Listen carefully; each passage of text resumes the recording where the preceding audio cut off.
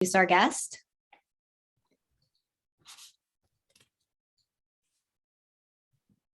So welcome everyone. My guest tonight is Ann Armbrecht. She is the director of the Sustainable Herbs Program for the American Botanical Council. She's also a writer and anthropologist, getting her Ph.D. from Harvard in 1995. Her work has explored the relationships between humans and the earth, most recently through her work with plants and plant medicine. She is co-producer of the documentary Numen, The Nature of Plants, and the author of the award-winning ethnographic memoir, Thin Places, A Pilgrimage Home, based on her research in Nepal. Her latest book is The Business of Botanicals, Exploring the Healing Promise of Plant Medicines in a Global Industry, just published this last February. She lives with her family in central Vermont and has been an aspiring herbalist, I think, for many years. So welcome, Ann. Such an honor to have you join us tonight. Thank you so much. It's an honor to be here. I really appreciate it. So the topic of your book, The Business of Botanicals, or the title of your book, I think once I opened the book, I realized it was about a little bit more than just the business of botanicals. It was it's more about sourcing our botanical medicine and tracing where these plants have come from. And I'm wondering, well, first of all, just let me say, I really honor you for the amount of work you clearly put into this project. That there's so much research that you had to do. There's so much travel. Clearly, you put so much energy and effort into this. So my first question for you is, what inspired you to do this? Because it's a lot of work, and what kind of drove you in this direction? Yeah, it was a lot of work, and I don't love the title. So I studied with Rosemary Gladstar up at Sage Mountain years ago in the late 1990s when I came home from Nepal, where I was doing research for a doctorate. And for a lot of reasons, sort of fell in love with herbal medicine and how empowering it was, but also really the values at the heart of the herbal medicine that Rosemary and so many herbalists talk about, really about right relationship with the earth and all of that. And around that time, my husband's a filmmaker, and so we decided to make Numen, to produce Numen, really to celebrate. And Numen means the animating force in all things living. And so the film was really, the point of the film was to tell the story of traditional Western herbal medicine through the voices of a number of people who have really carried that forward. And as we were screening that film, I was struck by how people either got the message of the film and they're like, yes, finally, there's this film that captures what draws me to plant medicine, or they didn't. And they would say, buy organic food for their children at the farmer's market or a Whole Foods or a local food co-op, but they would only buy medicine at the pharmacy. And it was a distinct difference. Or if they did buy any plant medicine, it was in the supplement aisle and not at a farmer's market or a conference. And so I realized to reach that audience, I really needed to go to the supplement aisle. So that was one thing that drove me to the book.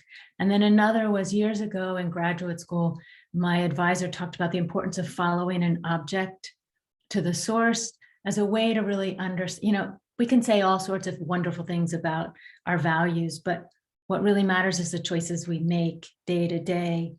And so herbalists talk a lot about the importance of intention in their relationship with plants. And then I really wanted to see, okay, how does that show up when the plants they're using are sourced in global supply chains? Mm-hmm. And the third question was really, what difference does knowing the stories of the people and places behind the finished products we use make? Does it help us be more responsible citizens of the world? Because we see the impact of our choices on those lives and those people. So those are some of the Yeah. Things. So right now, as somebody who's been kind of walking the green path for several decades, I kind of felt like, oh, I've got this, I've got this. I'm living a sustainable life. My footprint is as small as it can be. I'm, eating organic. Or growing in my backyard organically. And I've got this. And then I started reading the book and my eyes were really wide open. And I was really listening, or listening as it were, when you're reading a book. So I want to know, like, what were, like, what were some of the key questions that I imagine as you started this project, just like for me reading this book, questions started coming up for me, like questions kind of were generated by the work, the research that you were doing. So what do you feel like, what's the most important question that came up for you that you had that you've answered in the book, or, what direction did this really drive in the end? Like, what was your mission? Yeah, it's a good question. So, I mean, I'm curious, I want to ask you, like, as you read it, what was it that made you think, oh, maybe I don't have this? Like, yeah, so for me, what really came up was I was just really tracing where these products, like when you buy a product that's medicinal, there's an assumption that it's safe and that it's healing.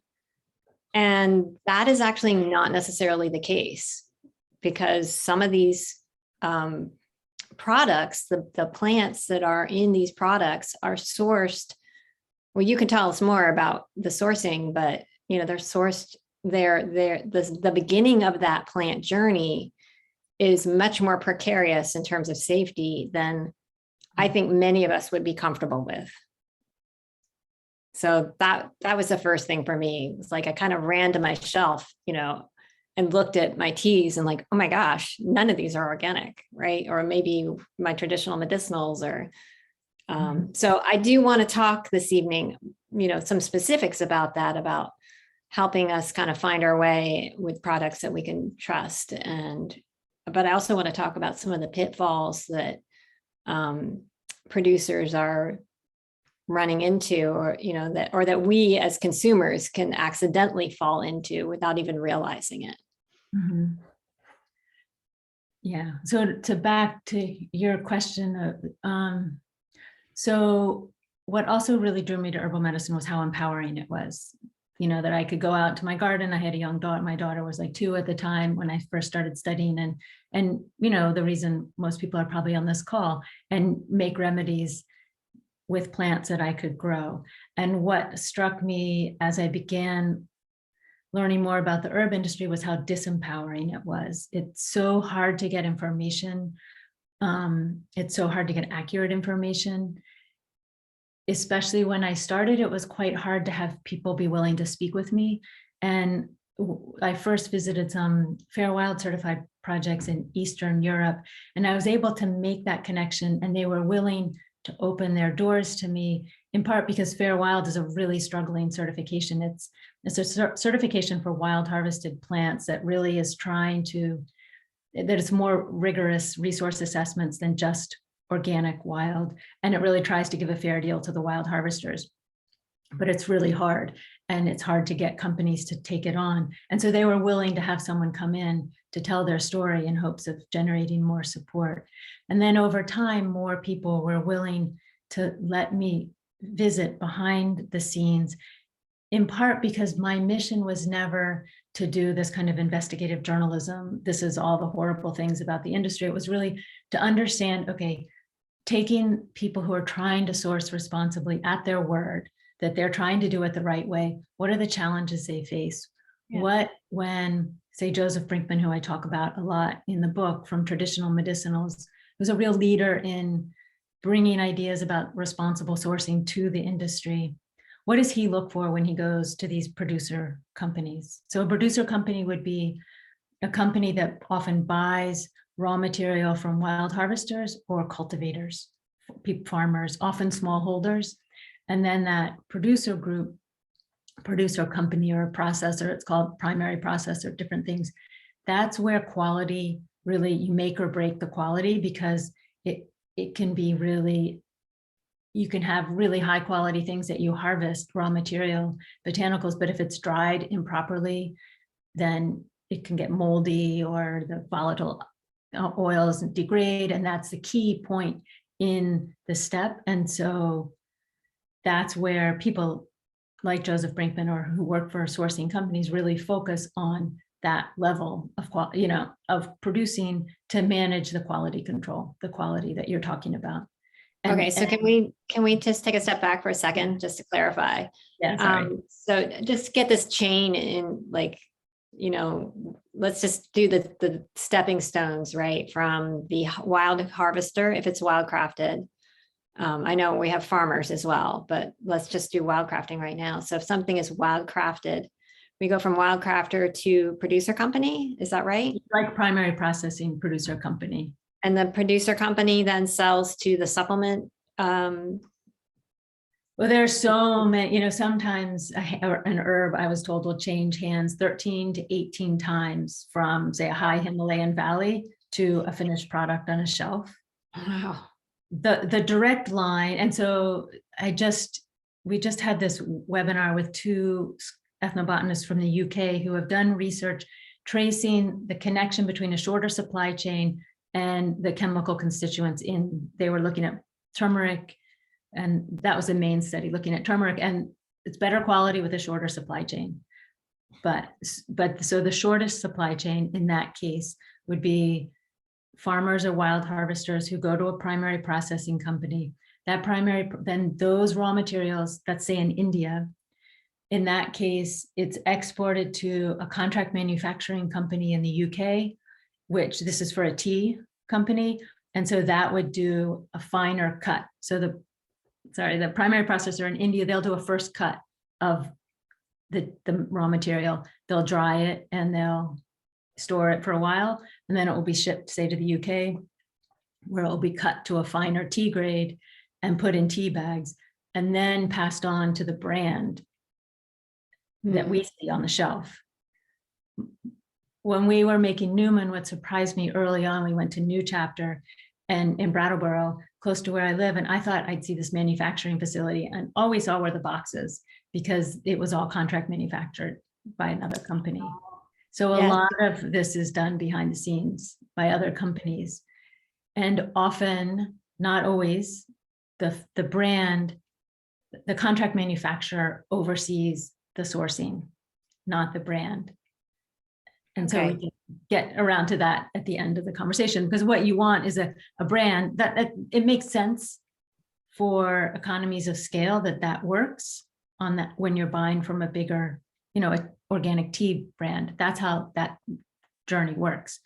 But you want that brand to have a connection with the source, that there's some connection. They know where those products are from, the raw materials from. So does that mean in the details? Yeah, no, there's a lot to really dig into here, but you go into detail pretty well in the book about it. But are you saying, like, let's say I'm going to buy capsules of turmeric and I buy New Chapter Tech capsules, or I buy Pure Encapsulations capsules. Is it possible that they're identical coming from the same manufacturer? Right, that then the brand is just putting their label on it? So this is what's really, there's like this black box that's quite hard to open up, because those ingredient suppliers or contract manufacturers don't want to reveal that information, because that's their market value, right? Yeah. So it can be hard to say, and I don't know the specifics of what New Chapter is doing or another company is doing, so I don't want to say anything about that, but it can be, in general. Okay. And who are these wild crafters? Like, what kind of, like, is this a professional? Is this something a hobbyist does? Like, that's the beginning of it all, right? Yeah. Farmers and wild crafters. What kind of person did you meet or learn about? There can be all types, mostly older people, and it can be hard to get to that level of the supply because of timing, because of location, how hard it can be to get to places. The wild crafters I've been able to meet were 60s and older. I mean, that's one of the biggest challenges in the industry. It's not so much, I mean, the sustainability of wild harvest plants is an important issue. As important is that people are there to do the work, because people, the raw material, the wild harvesters make pennies for the work often. So it's people who are looking for supplemental income because you can't make a living off of it. It's a seasonal vocation. So it'll be during the summer. In Poland, where I visited, the older people would work a lot during the summer, gather a lot of plants and to sell to this one particular company. And then that would be what they could live on for a few months, but it wasn't all they were living on. Right. In Bulgaria and Hungary, it was, I'm forgetting, it's gypsies, but it's Roma populations were doing it, in part because they didn't want, I was told I couldn't meet these people. They didn't want a fixed income. They didn't want a fixed job. They wanted to have that control. So it's different all over the world, I think, who the actual wild collectors are. Often they're people on the margins who don't have land that they can farm. And so this is a way to make some money. Fair Wild has done, the Fair Wild Foundation and the Fair Wild certification has a lot of information on their website, and they've done a lot of work to really document how these people who living on the margins, and just shifting from wild harvesting to cultivation doesn't address the socioeconomic. Right. That was my next question. Yeah. Right. So there's a responsibility in a way to some of these humans who are counting on this. Before we go into that, I'm wondering, is Joseph Brinkman or Fair Wild or producers, do they train these wild harvesters so that they A, get the right product in hand, and B, know how to handle it so that it's not contaminated or get moldy? Or, I think that was an issue that you highlighted in the book. Yeah, so another good question. And then, and this is like a cultural encounter, right? Between someone from the US coming with our ideas about quality control to communities that not always, but in many cases have been harvesting these wild plants their whole, for generations. And so it's the people I have most respect for and understand that that's a cultural exchange with power dynamics, and you need to be respectful. It's like clean for us means one thing. It means no pesticides. Clean for them might mean something totally different. And someone in India said, there's clean, like physically clean, and there's a clean heart. So there's that level of educating about different quality standards and respecting the tradition. And then, yes, a company like Traditional Medicinals, which has quite rigorous quality control standards, works with those wild harvesters. There's training, and something like Fair Wild, they're doing trainings around, I don't know how much it's the identification. I think that's probably the people they're working with already know that, but around how much to harvest, how much is too much, and that kind of resource assessment. There's some interesting work in Appalachia because there's a history of wild harvesting from Appalachia, and we have some videos on the Sustainable Herbs Program website that kind of tell the story of that tradition and the current challenges.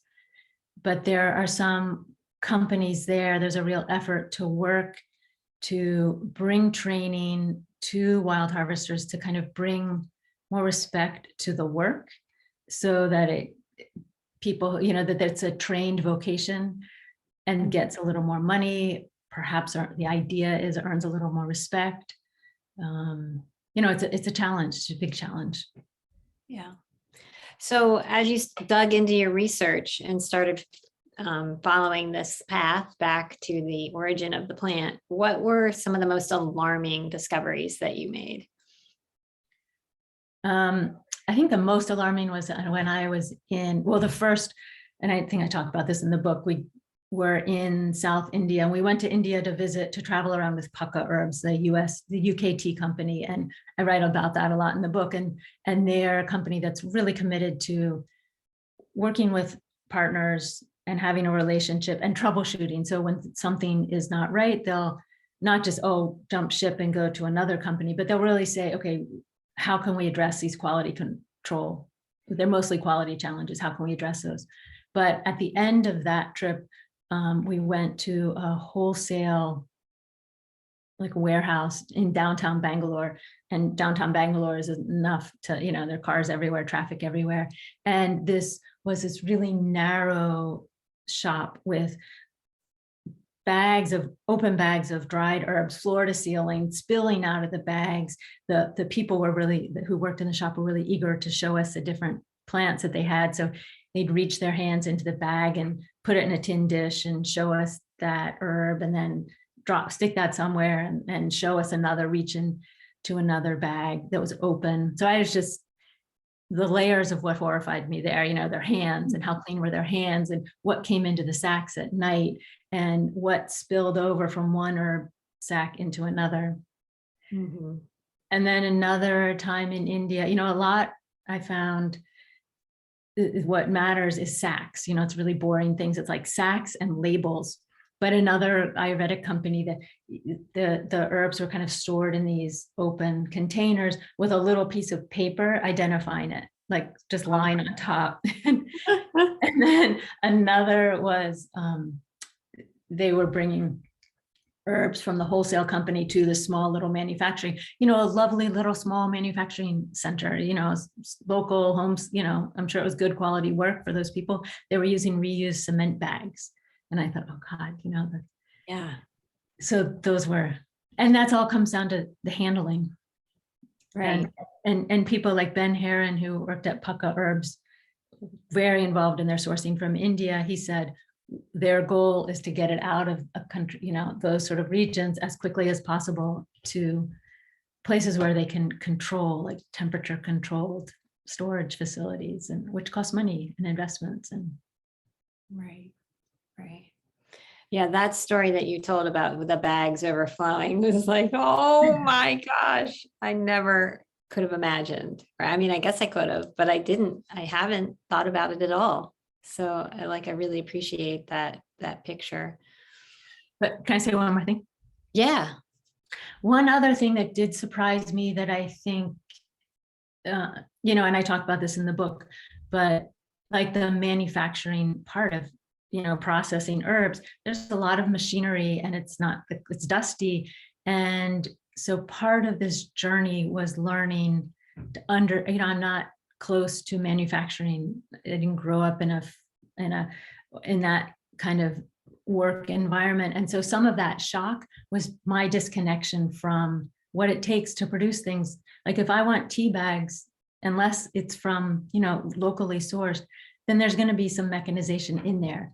And so part of the journey, and I thought about this a lot in the book, how to write it as a journey of discovery, of like learning what matters and what is just my naivete and my assumptions that aren't really accurate for the world we live in. Mm. And it goes back and forth on that, because how I want to push for improving and doing things better, but what's also realistic. Does that mean that the scale of production is an issue, affecting the quality of the final product? That was another huge, because I went in with all my ideas about small scale is the right scale, and big farming scale. This is the thing for farming too, right? We have a CSA here. We have had one, and it's always like buy from your local farm, buy from your local, everything, local farmers market. That's better. But does that really take care of the world's needs for food or for medicinals? And at what expense? And it's like, another thing I learned from this is there's not these right and wrong, black and white answers, and people who claim that there are sort of not seeing the complexity. But scale, people who work in big factories believe in that you need that level to ensure quality, because they have rigorous quality control testing labs that they can make sure that pesticide levels are low, their heavy metals aren't found, and that smaller scale, setups aren't able to do that. Then I think, so to me, how I came down on it, I think the scale depends on the scale of it, scale you can pay attention. And so one wholesale company in the US, they source like, I don't know, they have like 200 or 300 raw materials they're sourcing from around the world, and 2 or 3 people in sourcing. To me, you can't really pay attention to that quality of relationship and the attention that needs on that scale. That's kind of so that tension is one part. Another, everyone I was the farmers, and I talk about this in the book, the farmers, I met with a lot of smaller scale farmers. Everybody had a different level of mechanization, and everybody had a rationale for why that mechanization made sense. So it's economies of scale. And I'm not really answering your question. It's a challenge, and it's, a scale. I think of these calendula fields. They were conventionally grown calendula fields as far as the eye could see in Germany. The scale doesn't seem so great, it doesn't seem great for the soil, for biodiversity. Beautiful though. So, I mean, the places that were most inspiring to me, and I didn't write about these a lot in the book, they were where there was this integrated whole. These weren't companies that were producing for the global supply.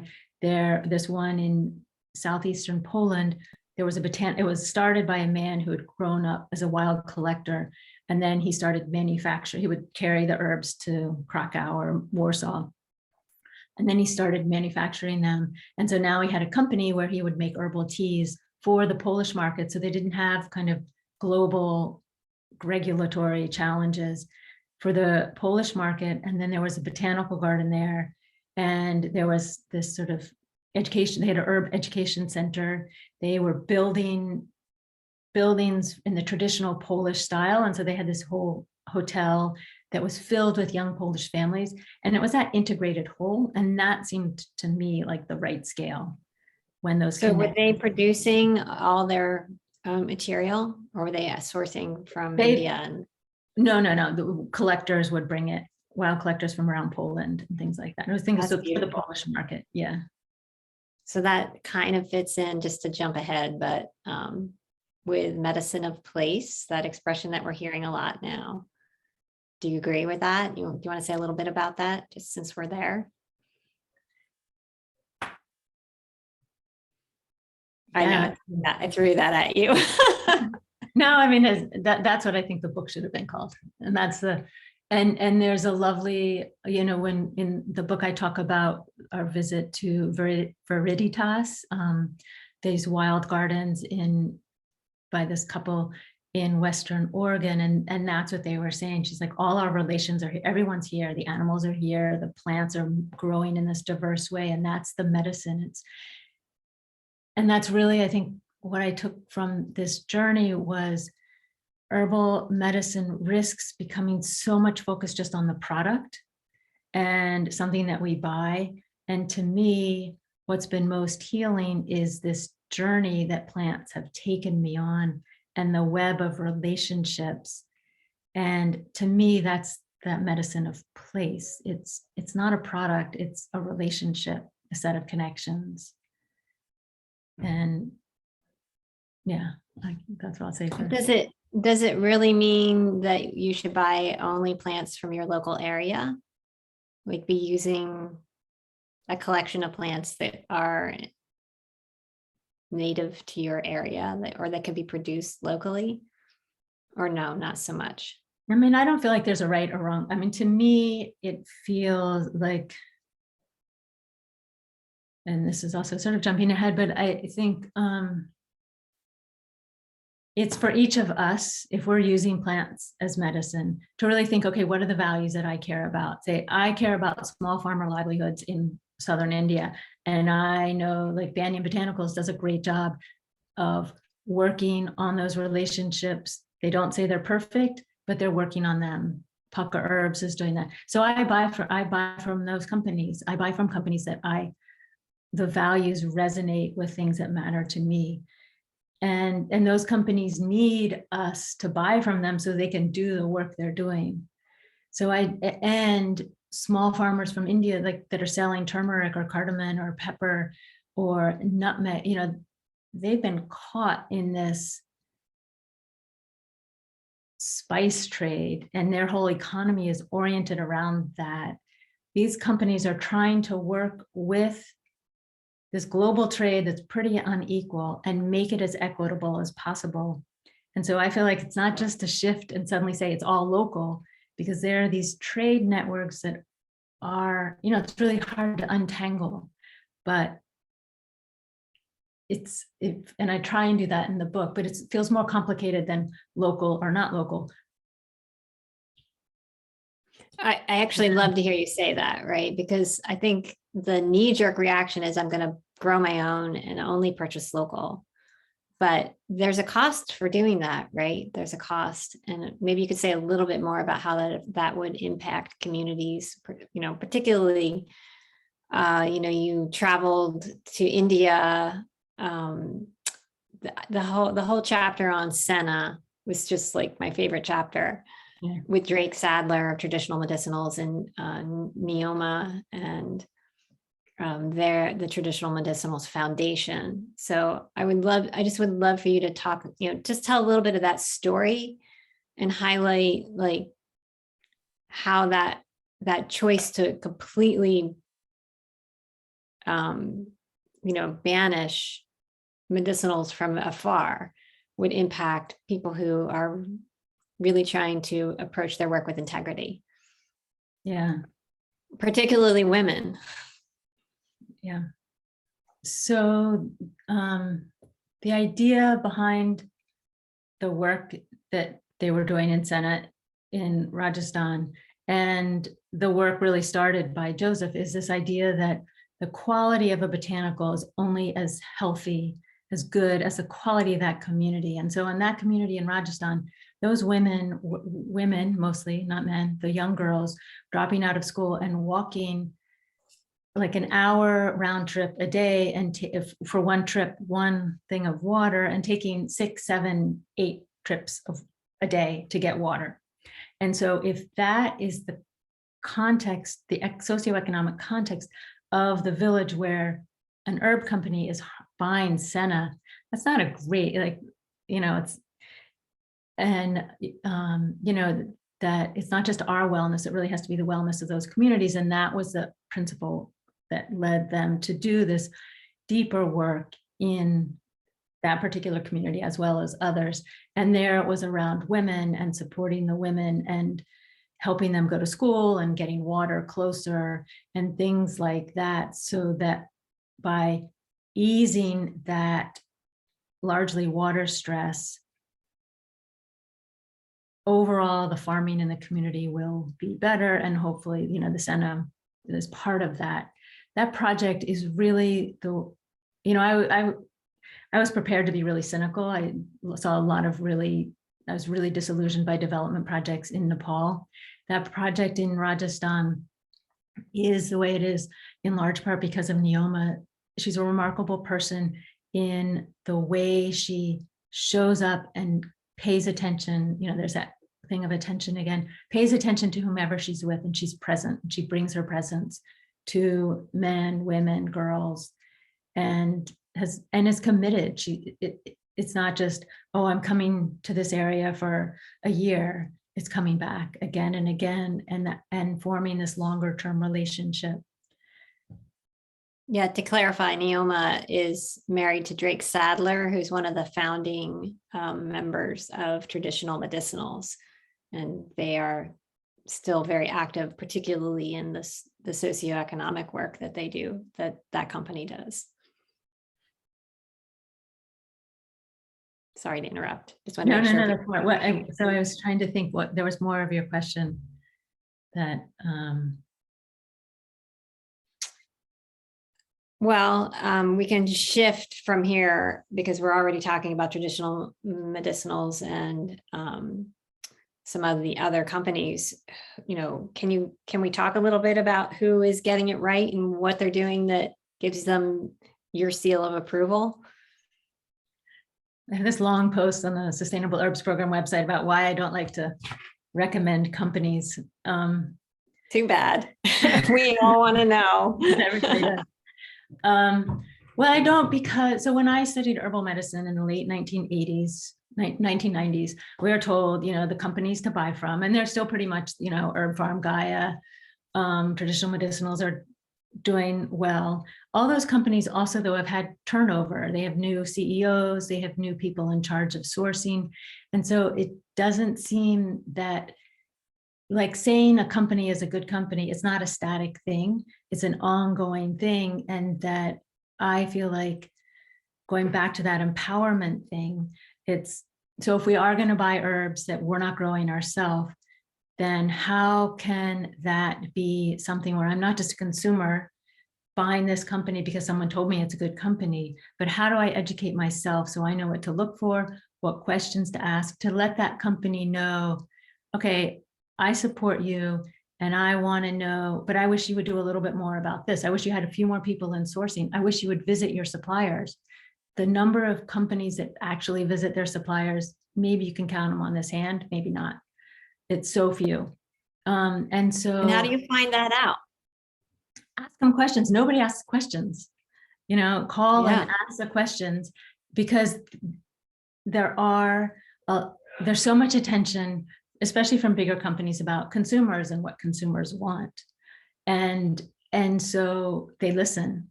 And Drake Sadler told us this when we interviewed him for Numen, years ago. If you care about these questions, let the companies that you support.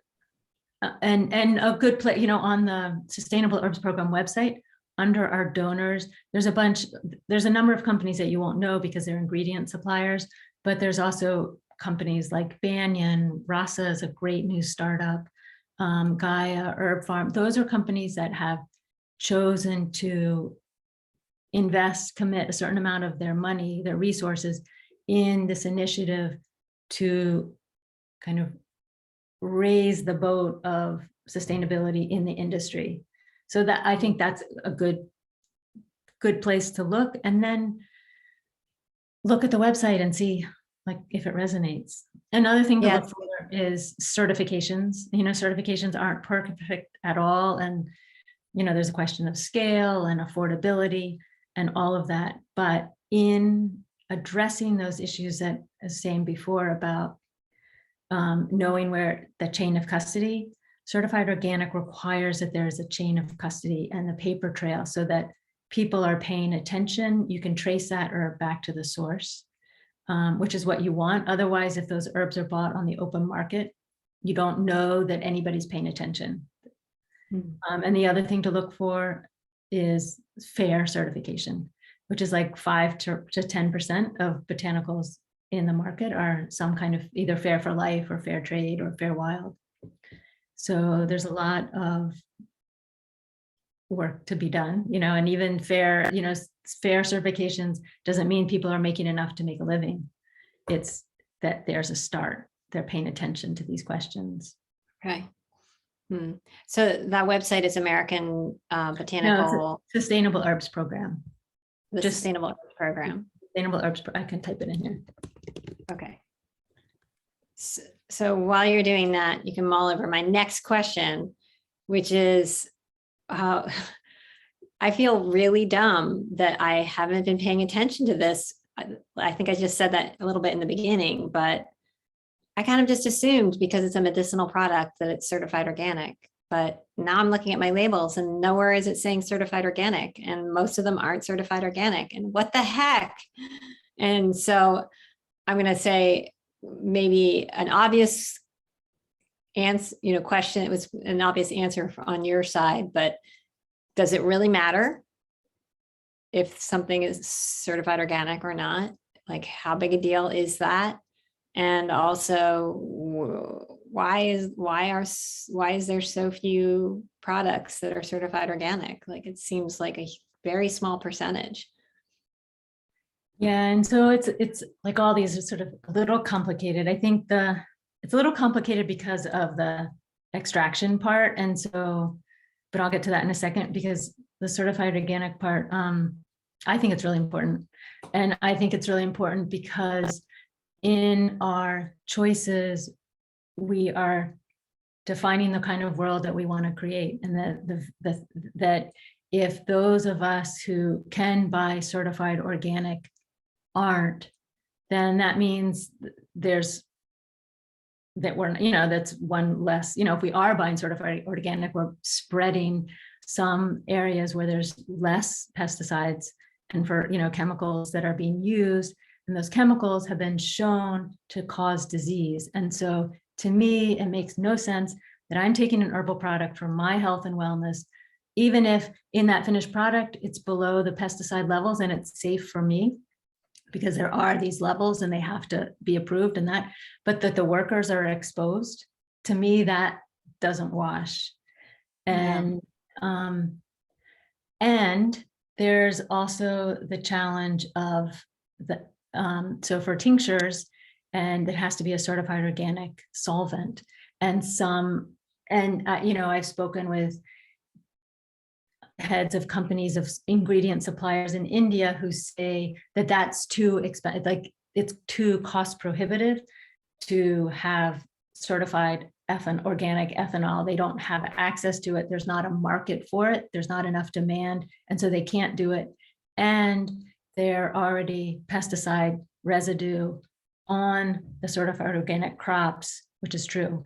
And so it doesn't make any difference. And there's pesticide residue because of non-point contamination. And we have a really great 3-minute video on the Sustainable Herbs Program website that Joseph Brinkman and some others really talk about this growing problem of non-point contamination, in part because of the spraying on pesticides and chemical fertilizers on conventional farms. It's smaller, and so it spreads further.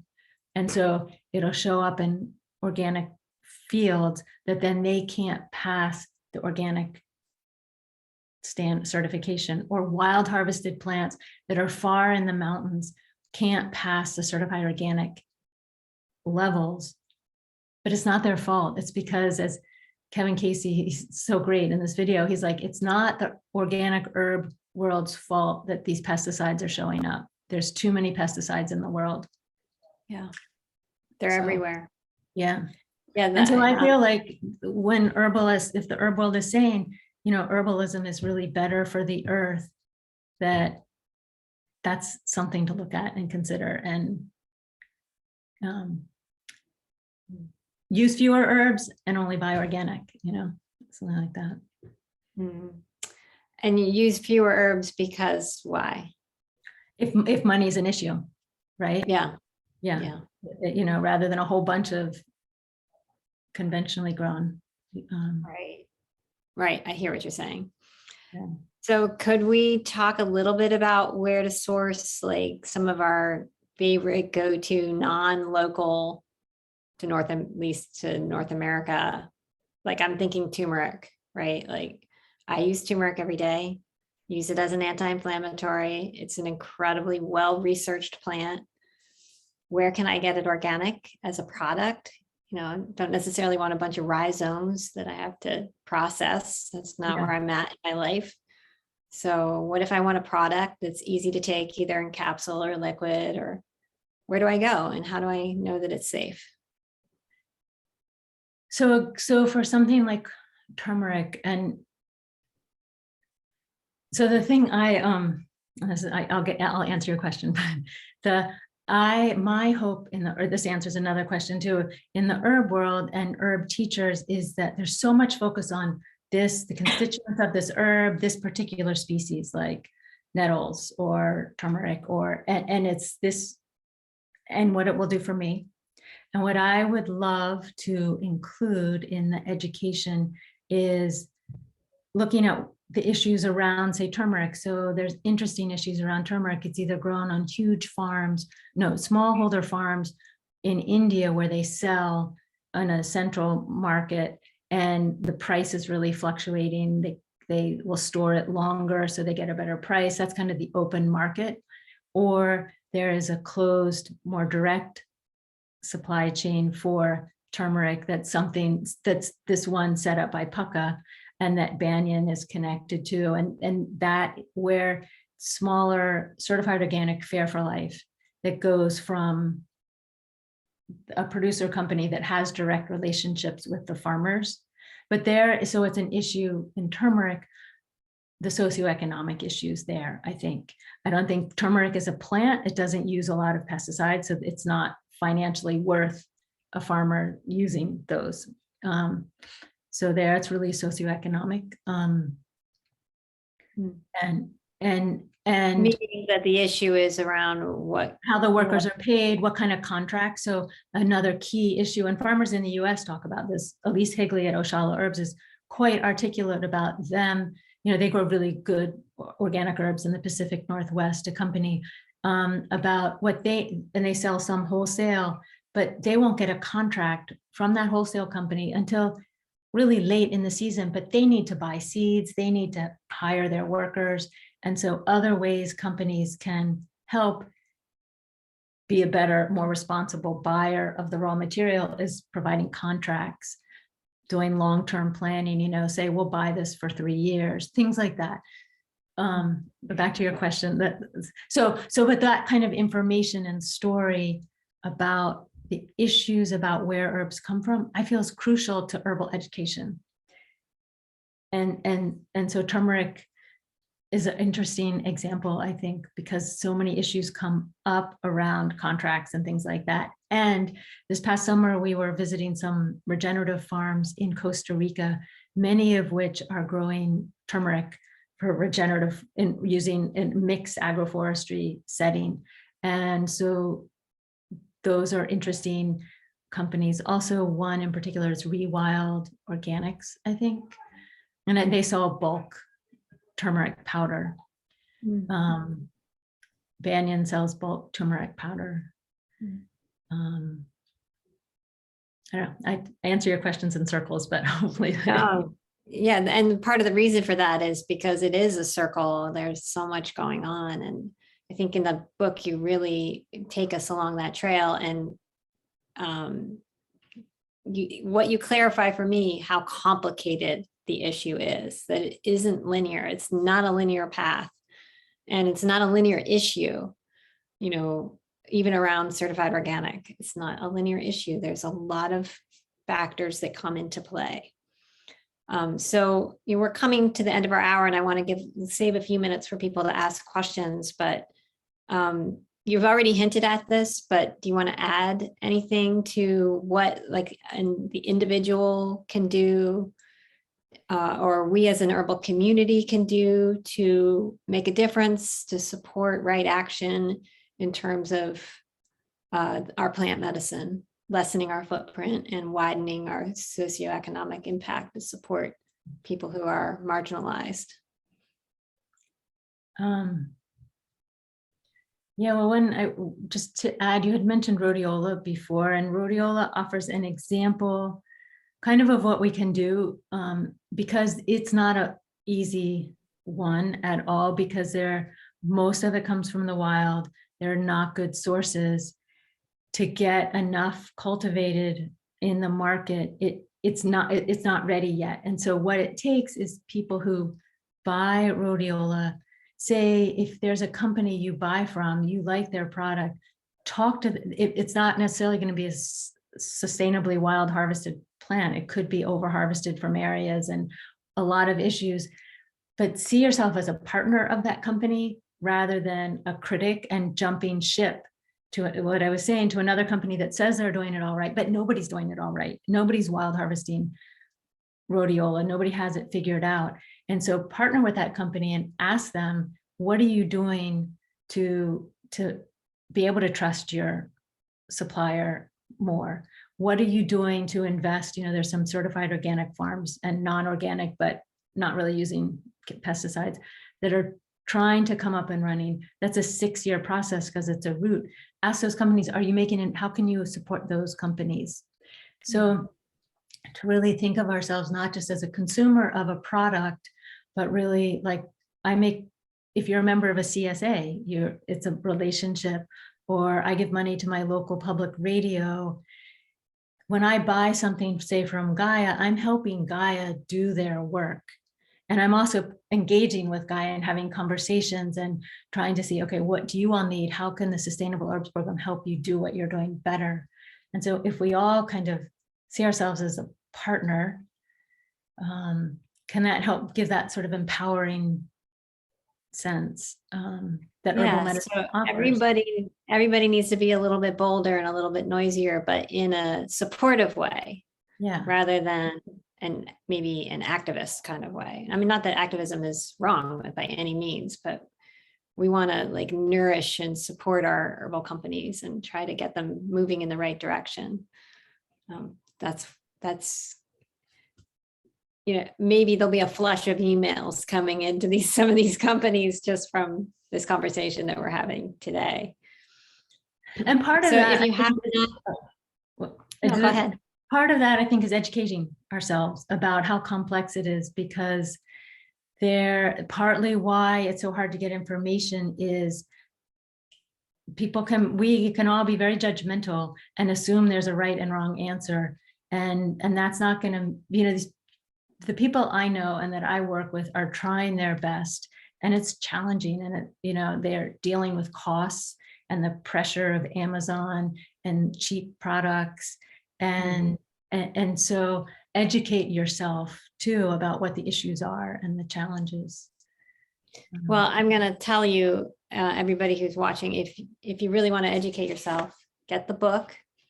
And I think Abby can put, there is a coupon code so that you can buy the book at a discount today or tomorrow. I think it's a must read. Like, it really should be a textbook in herbal education programs. If you're involved in one, please let your teacher know about it. If you are a teacher, get the book and get your students to read it. I think it's really, really important and eye-opening. And like I said, I thought I kind of knew it already and didn't need the book.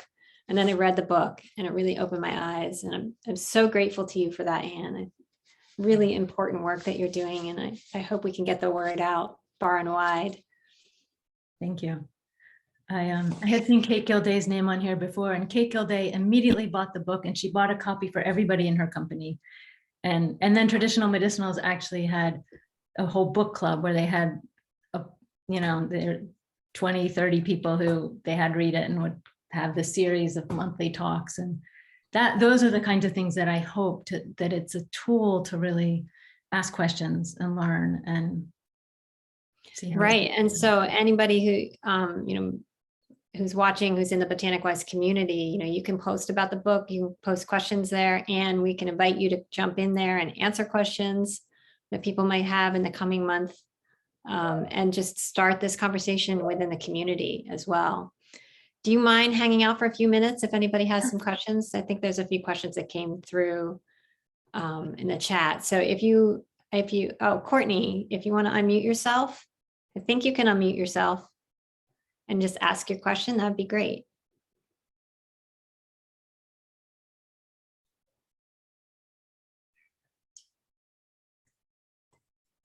I see you, Courtney. I just can't. Oh, it's not letting you. I just changed the settings. So try again, Courtney. Okay, try again, Courtney. Thanks for your patience. All good. Thank you, ladies. Fantastic discussion so far. I really appreciate it. Just as a quick, note, to quickly summarize my question, I come from a background where I was raised in a family of ag producers and also have spent over a decade in the international agribusiness space, particularly cocoa and coffee. And so I find this discussion really interesting because there seems to be a lot of potential in enabling producers to be more financially stable, to consolidate themselves, to try to operate their farms in a way that can sustain the businesses and the livelihoods, right? And I was having flashbacks actually to some of the comments about on a trip I took to do an operations review of a Ghana cocoa business. We were visiting warehouses, we were visiting transportation hubs, farms, et cetera, everything in between, all the way down to a port. And it was a nightmare trying to decipher the paper trail. And this isn't a really well-established and well-controlled industry. And so I guess my question is, like, are we seeing investments in improvements of tracking and traceability? Because I can't imagine without it, right? Like, where are we going to go? Like, QR codes and things are cost effective, but I'm curious to hear your thoughts. Thank you. Sure. There's a lot of interesting work being done right now on cocoa and coffee around addressing socioeconomic, how these certifications don't get close to a lively, living wage and things like that. That there's a group of us that are really trying to bring that into the botanical industry. There's so much work to be done in chain of custody and sourcing, and I think that's why it's important to ask companies if they actually really know where their herbs come from, if they really are buying them directly. I continue to be surprised. People, I think, have direct sources with all of theirs, do with 40 or 50%, and the rest is bought on the open market. And it's hard, it's challenging to get it right. But again, I don't really have more to add. Just ask questions, let companies know what matters to you. There's this webinar that I mentioned from these UK researchers. They've also done testing on St. John's wort and some rhodiola. And I think there was a study on ginkgo where they're like 40% of the finished products had the actual constituents that were claimed on the label. And the more conversations there are about that, then the more pressure there is on companies to really get control of their sourcing and supply. I don't know if that answered your question, but there's an interesting program in the American Botanical Council, a really important one, the Botanical Adulterants Prevention Program, which is much more focused directly on quality. And it's an industry supported initiative, which is important. So it's insiders that are saying we have to get our house in order. And it's identifying, say, taking turmeric, there's synthetic curcumin, which is showing up in as an adulterant. And then the companies that are manufacturing the synthetic curcumin figure out how to get around the lab tests. And so the Botanical Adulterants Program is outlining what the common adulterants are and providing lab guidance documents for companies so that they can do the testing to tell, not just if they're adulterants, but if they're hidden adulterants. So, but adulteration, the reason for adulteration is because people ultimately don't feel like they're getting a fair deal, and the economic inequities in the industry. So again, it's all kind of connected. But I think BAP does show that there is an initiative, investments in addressing the quality concerns. A general question that we had is, do you have a comment about GMPs, current US law and traceability? So there's a chapter 4 in the book, which is about the herb industry. And it was the hardest chapter that I wrote. And it took me forever, and partly because I had to write about GMPs. And because they're so technical, and they've had a really mixed impact. They've addressed quality concerns, which were important, and they've had a mixed impact on small herb companies. I think, so I don't really want to directly comment on GMPs, but I will say a really important resource, I think, is Blossom. That's EM Blossom. It's this initiative by a woman who's a real expert in GMP. She used to work at quality control and research at traditional medicinals, and 2 other women who are working to provide the educational support for smaller herb companies to really overcome those the complexities and the challenges and the costs that GMPs impose on smaller companies. And they had a conference last year, and it was like last minute and they had 250 people sign up, and they have an ongoing membership group, and they're going to have another conference in the January or February, and they provide lab guidance documents and GMP, they're really trying to open source this kind of information to make it more accessible and easy. Because I think the negative impact of GMPs is that this scaling up, you have to have so much resources to start a company, that creativity and innovation that I think is most exciting about the herb industry is harder to break through. Yeah. Yeah. So Abby just shared the link for Blossom. Thank you for bringing that up, because that was a fabulous conference. I partook in that too. And really great group of women doing some really important work. I love them. Yeah. So I think we've come to the end of our hour, and I want to thank everybody for your attention, and for you, especially Anne, for your time tonight, for your thoughtful discussion that we have partaken in, but most of all for the hard work that you did to research this book and get it written and get it out there. So a lot of people are writing in the comments, many thanks, and also that they're going to read the book now. So stand by your word, read your book, and pass it on to somebody who also needs to learn this information. So thank you so much. Yeah, and I just invite everybody to join the community.botanicwise.com. If you're not already in the community, there's no membership fee, and you can continue this conversation there by making a post. And if Anne, you get into the community, we can tag you and ask you questions there too. So Okay, great. Yeah. Thanks so much. Thank you so much. Thank you everyone everybody. for joining. Yeah.